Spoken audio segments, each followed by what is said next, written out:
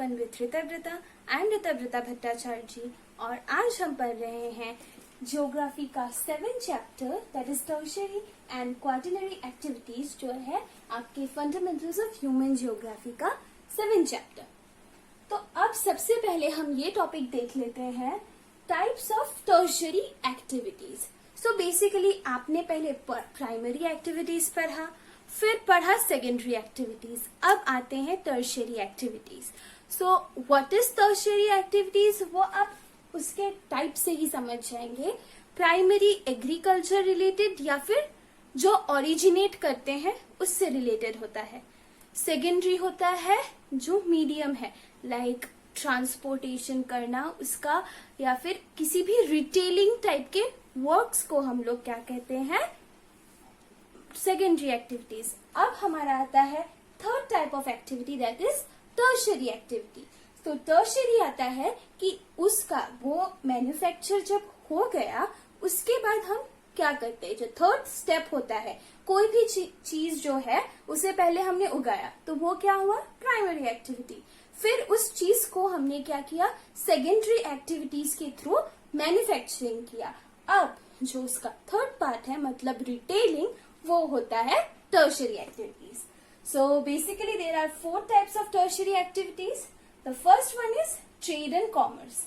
अब ट्रेड क्या है एंड ट्रेड एंड कॉमर्स क्या है, हम सब लोग जानते हैं। Trade and commerce ancient time से बहुत ज्यादा इंपॉर्टेंस रखता है किसी भी कंट्री को क्या करने के लिए, प्रॉस्पेरस और डेवलप करने के लिए ट्रेड एंड कॉमर्स का एक बहुत ज्यादा ही इंपॉर्टेंस है। So basically trade and commerce के 2 टाइप्स होते हैं, होलसेल एंड रिटेल। हम सब जानते हैं, हम कभी भी किसी भी दुकान में जाते हैं और कोई चीज खरीदते हैं। So there are 2 types of stores, first wholesale stores and retail store. Wholesale stores में एक बल्क ऑफ चीजें एक साथ हमको दी जाती हैं, ठीक है। और रिटेल स्टोर में सिर्फ सपोज आप एक बिस्किट खरीदने जाएंगे, सो अगर आप होलसेल स्टोर में जाएंगे तो आपको पूरा एक कार्टून बिस्किट मिलेगा। मतलब होलसेल जनरली जो रिटेल स्टोर्स वाले होते हैं, मतलब जो हमको 1 या 2 बिस्किट देते हैं, उन तक पहुंच जाता है इन सिंपल वर्ड्स, ठीक है। होलसेल मतलब एक जो वाइड रेंज ऑफ प्रोडक्ट्स, एक साथ बल्क ऑफ प्रोडक्ट्स हमको जहां से मिलता है। और रिटेल में सिर्फ जो नेसेसिटीज की कुछ प्रोडक्ट्स है जो हम लोग जनरल पीपल्स लेते हैं। जनरली होलसेल दुकान से ऐसा नहीं है कि हम नहीं ले सकते, बट जनरली जो लाइक स्मॉल बिजनेसमैन हैं, जो जिनका खुद का दुकान होता है, वो होलसेल दुकान से लेके आते हैं। मतलब जब होलसेल होता है तो उसका प्राइस थोड़ा कम होता है। So this is called chains of stores. मतलब चेन स्टोर से क्या आता है,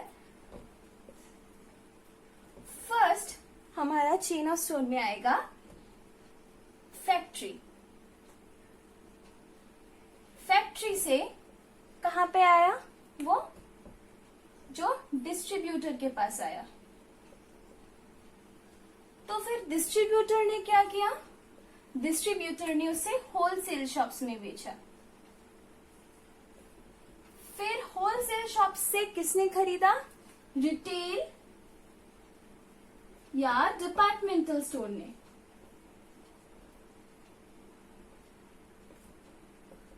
देखा आपने, ये एक चेन हो गया। सो बेसिकली फैक्ट्री ने अगर इसे 5 रुपीज में बेचा, डिस्ट्रीब्यूटर ने इसे 6 रुपीज से बेचा। 6 रुपीज से होलसेल को डिस्ट्रीब्यूटर ने 7 रुपीज में भेजा, और यहाँ का 7 रुपीज यहाँ से 10 रुपीज में होलसेल ने यहाँ पे 10 रुपीज में बेचा, ठीक है। नहीं, सपोज 10 नहीं, आप लोग पकड़ लीजिए, इसे 9 रुपीज में बेचा, ठीक है। फिर ये 9 रुपीज का जो है ये हमें मिलता है, जो कस्टमर है हमको, जो वी आर कस्टमर्स, तो हमको ये 10 रुपीज में मिल रहा है। तो देखिए 5 रुपीज की चीज का कैसे दाम बढ़ता है। आप लोगों ने देखा होगा बहुत सारे एड्स में, फ्लिपकार्ट या मिंत्रा, फिर अमेजोन, ये सारे क्या है, वेबसाइट्स है। तो ये लोग बोलते हैं कि हम लोग ये जो चेन है फैक्ट्री से कस्टमर तक का, ये हम लोग मिटा देते हैं। मतलब वहां पे वो लोग डायरेक्टली फैक्ट्री से, सपोज Amazon या फ्लिपकार्ट में जा रहा है चीज, ठीक है, Amazon या फ्लिपकार्ट में फैक्ट्री से डायरेक्ट चीज जा रहा है और वहां से डायरेक्टली कस्टमर के पास आ रहा है, तो ये डिस्ट्रीब्यूटर, होलसेल, रिटेल डिपार्टमेंट, ये जो चीज है ये कैंसिल हो रही है, तो इसीलिए हमें कम दाम में मिलता है। आप ये मत सोचिए कि वो दाम अपना लॉस करके, नहीं, वो उन्होंने भी अपना लगाया, बट इतना बड़ा चेन है, मतलब फैक्ट्री से 5 रुपीज में इसको डिस्ट्रीब्यूटर को मिला ना, तो ये डिस्ट्रीब्यूटर को जो 5 रुपीज में मिला, इसका जो प्राइस है ये 6 रुपीज, ये 6 रुपीज में ही हमको दे रहा है, और हमको यहाँ पे 10 रुपीज का मिल रहा है जब इतना घूम फिर के आ रहा है, तो हमारा वैसे 4 रुपीज कम हो रहा है। तो यही ये चेन जब ये लोग तोड़ देते हैं तभी हमको कम प्राइस में मिलता है। So this is chains of store, ये है चेन ऑफ स्टोर या फिर चेन्स ऑफ ट्रेड, ठीक है, ऐसे ही ट्रेड होता है। सो होलसेल और रिटेल का डिफरेंस आप समझ गए होंगे, मतलब होलसेल मतलब बल्क में बेचना और रिटेल मतलब जो स्टेशनरी चीजें हैं उनको थोड़ा थोड़ा करके बेचना, ज्यादा नहीं। इसके बाद आता है हमारा, अगर हम लोग देखेंगे ट्रांसपोर्ट, ठीक है, तो transport is also one of the most important component, ठीक है, टर्शियरी एक्टिविटीज का, बिकॉज विदाउट ट्रांसपोर्ट आप लोग जो चीजें एक जगह से दूसरी जगह ले ही नहीं जा पाएंगे। So basically there are 4 types of transport, सब लोग अवेयर है, rail, road, water and air, ठीक है। अब रेल, अब जो मालगाड़ियां होती हैं, मेल ट्रेन जो होते हैं, उससे भी हम लोग क्या करते हैं, चीजें यहाँ से वहां तक हम लोग पहुंचाते हैं। फिर रोड ट्रांसपोर्ट से जो बड़े बड़े, आप लोगों ने देखा होगा, जो बड़े बड़े कार्स होते हैं वो through trucks, double decker trucks होते हैं, उसके अंदर बड़े बड़े कार्स को लेके एक जगह से दूसरी जगह ले जाया जाता है। मतलब पहले प्राइमरी एक्टिविटी एज माइनिंग करके हमने स्टील निकाला, ठीक है, स्टील निकाल के उसको इंडस्ट्री में प्रोसेस करके हमने कार बनाया, ठीक है, स्टील आयरन जो भी हमने उसको कार बनाया। तो अब कार में तो बहुत कुछ चाहिए होता है ना, पेट्रोलियम भी चाहिए, फिर स्टील भी चाहिए, आयरन भी चाहिए, ये सब क्या है, इन सब को ऑब्टेन करना इज अ प्राइमरी एक्टिविटी। फिर उसको प्रोसेस करना, दैट इज सेकेंडरी एक्टिविटी, उसको प्रोसेस करके car banana is a secondary activity. फिर उसको ट्रांसपोर्ट करके ओरिजिनेशन से कहां तक, ओरिजिन से डेस्टिनेशन तक पहुंचाना इज टर्शियरी एक्टिविटी, और वो टर्शियरी एक्टिविटी है ट्रांसपोर्ट, ठीक है। सो बेसिकली रोड में आपने देखा जैसे ट्रक्स ट्रेवल करते हैं रात को हाईवेज में, वो क्या कर रहे हैं, actually they are tertiary workers, ठीक है। फिर आता है वाटर। अब वाटर से तो बहुत कुछ बोला जाए तो जब तक एयर ट्रांसपोर्ट का वो नहीं हुआ था, then water is the cheapest mode of transport, ठीक है। आपको कोई पाथ बनाने की कोई जरूरत नहीं होती है, पाथ ऑलरेडी नेचर ने बनाए रखा होता है, और सिर्फ आपको एक मोड चाहिए, दैट इज आइदर शिप और बोट, जिसके थ्रू आप एक जगह से दूसरी जगह चीज को ले जा सकते हैं, ठीक है। आप लोग यहाँ पे देखोगे रेल में भी आपको बनाना पड़ेगा ट्रैक, रोड भी आपको कंस्ट्रक्ट करना पड़ेगा ताकि गाड़ी जा पाए, लेकिन ये जो वाटर है, ठीक है, वाटर में सिर्फ आपको एक मोड ऑफ कम्युनिकेशन चाहिए कि आप लोग इस जगह से उधर जा सके, ठीक है। So water is one of the cheapest, हम लोग बोलेंगे वन ऑफ द चीपेस्ट, ठीक है। फिर आता है एयर, एरोप्लेन में भी ले जाया जाता है, जैसे कि अभी हम लोग देख रहे हैं कोरोना का प्रॉब्लम हो रहा है, तो फिर कैसे यहाँ तक दवाई पहुंच रही है अमेरिका से, या फिर हम लोग अमेरिका को हमने कैसे दवाई पहुंचाई, या थ्रू एयर, तो कैसे जा रहा है ये, एयर के थ्रू। सो ऐसे ये क्या हुआ, ट्रांसपोर्ट हो रहा है एक जगह से दूसरी जगह। फिर आता है कम्युनिकेशन। अब कम्युनिकेशन के अंडर में आपको सब कुछ आ जाएगा, इट्स अ वाइड रेंज, ठीक है। जैसे कम्युनिकेशन मतलब टेलीकम्युनिकेशन ही बोलो, या फिर आप लोग सैटेलाइट कम्युनिकेशन ही बोलो, ये सब कुछ एक साथ आ जाता है। मीडिया, ये सब, व्हाट्सएप, फेसबुक, सब कुछ is a modes of communication. ये भी एक टर्शियरी एक्टिविटी का ही पार्ट है। कोई भी न्यूज आता है हम लोग किससे ट्रैवल करवाते हैं उसे? कम्युनिकेशन के थ्रू, जैसे टेलीकम्युनिकेशन, सैटेलाइट कम्युनिकेशन, बहुत सारे कम्युनिकेशन है, वास्ट रेंज ऑफ कम्युनिकेशन, उससे हम लोग इस न्यूज को सर्कुलर कर देते हैं। तो इससे भी क्या हो रहा है, न्यूज स्प्रेड हो रहा है, वो ओरिजिन से डेस्टिनेशन तक पहुंच रहा है। सो ये भी क्या हुआ, एक बहुत इंपॉर्टेंट पार्ट है टर्शियरी एक्टिविटी का, ठीक है, मतलब ओरिजिन से डेस्टिनेशन तक पहुंचाना, ठीक है, ये टर्शियरी एक्टिविटी का काम है, ठीक है। फिर आते हैं services. So there are also 4 types of services, financial services, real estate services, insurance और पर्सनल।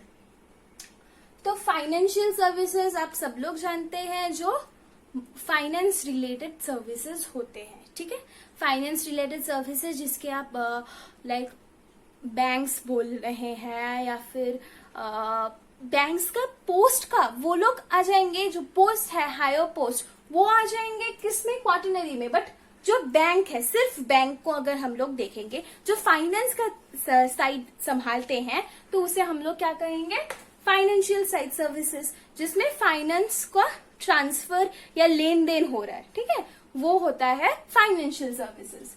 फिर आते हैं रियल एस्टेट सर्विसेज। आप लोग जानते हैं सब रियल एस्टेट किसे कहते हैं, बिल्डिंग्स पे बिल्डिंग्स खड़े हो रहे हैं, तो रियल एस्टेट एजेंट्स आपने सुना होगा, तो वही है सर्विसेज है रियल एस्टेट सर्विसेज, बिल्डिंग्स का रिलेटेड जो होते हैं।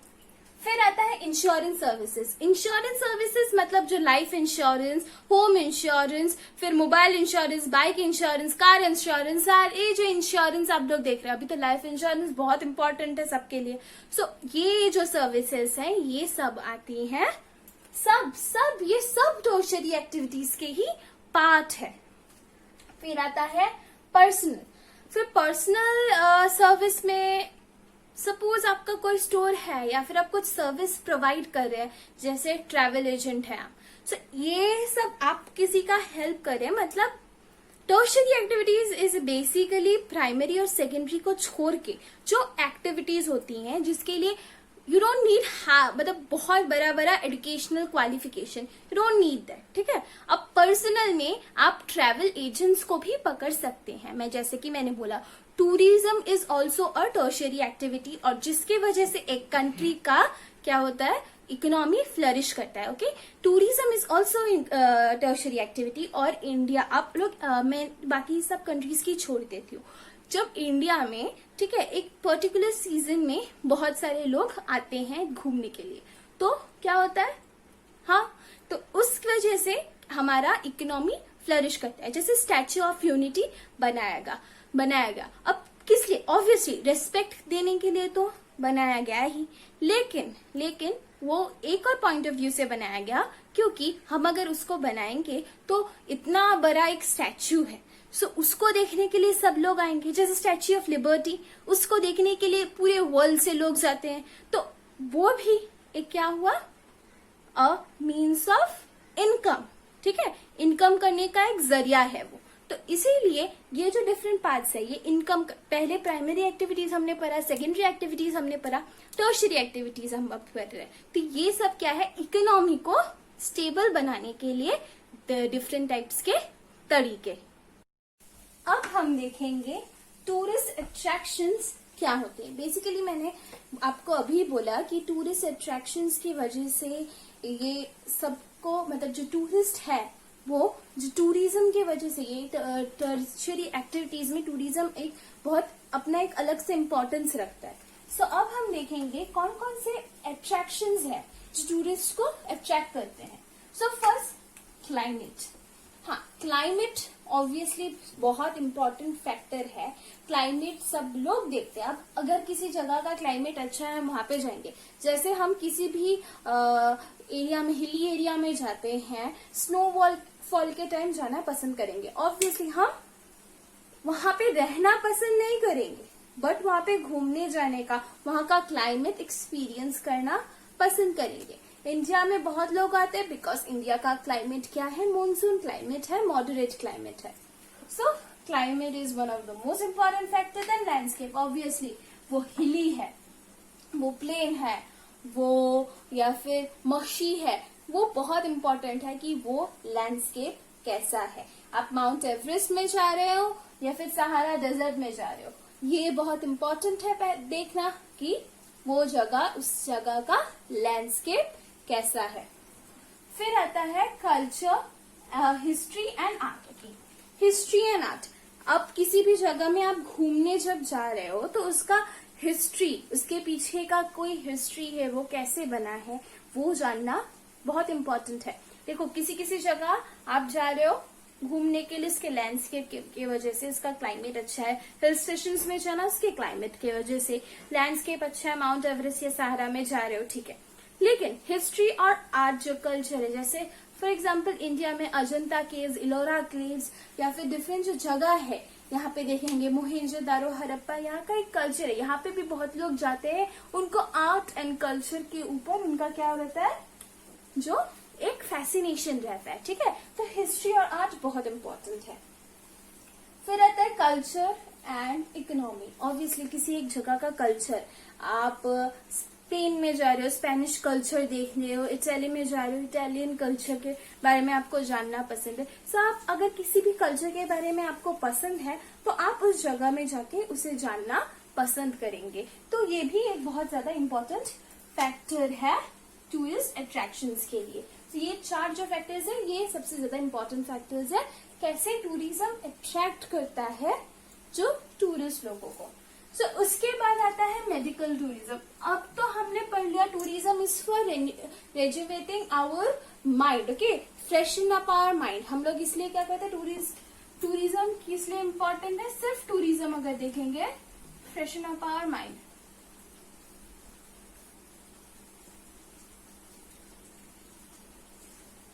ठीक है, सिर्फ टूरिज्म हमारे माइंड को फ्रेश करता है, ठीक है। ओके, अच्छे से लिख देते हैं इसको।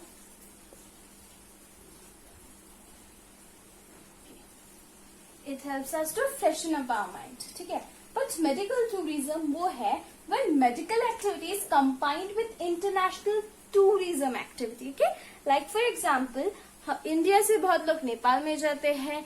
फिर अगर हम लोग देखेंगे तो बहुत बहुत सारे लाइक जो फैसिलिटीज में भी इंडिया में नहीं है, या फिर कुछ फैसिलिटीज अमेरिका में नहीं है। आई केयर के लिए नेपाल बहुत अच्छा है, दैट्स वाई इंडिया से बहुत लोग नेपाल में आई केयर के लिए जाते हैं, आई मेडिकल केयर के लिए। तो ऐसे ही डिफरेंट जगह डिफरेंट चीजों के लिए अच्छा है। जैसे आयुर्वेदिक ट्रीटमेंट के लिए बहुत सारे देश के लोग इंडिया में आते हैं, ठीक है। सो मेडिकल टूरिज्म जब इंटरनेशनल टूरिज्म के साथ मिक्स होता है तो उसे हम क्या कहते हैं, मतलब medical treatment and international tourism जब एक साथ मिक्स होते हैं तो उसे हम कहते हैं मेडिकल टूरिज्म। इसके बाद हमने टर्शियरी एक्टिविटीज कंप्लीट कर लिया, यहाँ तक टर्शियरी एक्टिविटी कंप्लीट हो गया, ठीक है। हमने मान लिया यहाँ पर टर्शियरी एक्टिविटी कंप्लीट हो गया। अब हम देखेंगे quaternary activities. So quaternary activities center around research, development and may be seen as an advanced form of service including specialized knowledge and skill based activities. Okay, so basically quaternary activities concerned about the knowledge sector. Okay, so in activities में जैसे जो कोई specialised skill या फिर कोई भी specialised knowledge based activity है वो क्या करते हैं, क्वार्टरनरी। अब क्वार्टरनरी एक्टिविटीज में कौन से लोग आएंगे अगर हम लोग लिखेंगे, देन एग्जाम्पल में सबसे पहले teachers, then like you can say bank के जो मैनेजर नहीं एम्प्लॉयज है, okay, they have a skill and it's a knowledge based sector. Okay, आपको नॉलेज और स्किल होना चाहिए उस मैटर के बारे में, तभी आप लोग क्वार्टरनरी एक्टिविटीज में काउंट होंगे। इसके बाद आता है quinary activity. It is the highest level of decision and policy makers, ठीक है। It is an intellectual property and basically it emphasis on outsourcing, ठीक है। बिजनेस प्रोसेसिंग आउटसोर्सिंग या नॉलेज प्रोसेस आउटसोर्सिंग के ऊपर ये क्या करता है, एम्फेसिस करता है। जैसे किसी भी कंपनी के सीईओ या फिर आप लोग पकड़ लीजिए या bureaucrats, IAS officer, IPS officer, ये सब कहाँ किसके अंडर में आएंगे, they do quinary activities. So अब चार्ट देखिए, पहले primary activity, then secondary activity, then tertiary activity, then quaternary activity and then finally quinary activity. Okay, अगर हम लोग देखेंगे कि पोस्ट या नॉलेज बेस के ऊपर सबसे नीचे आता है primary, then secondary, then it comes tertiary, quaternary and quinary. Okay, so इस टाइप से होता है जो वर्क बेस है जो हमारे इकोनॉमी को फ्लरिश करने के लिए यूज होता है। जो वर्क्स है वो इस स्ट्रेटा में आते हैं।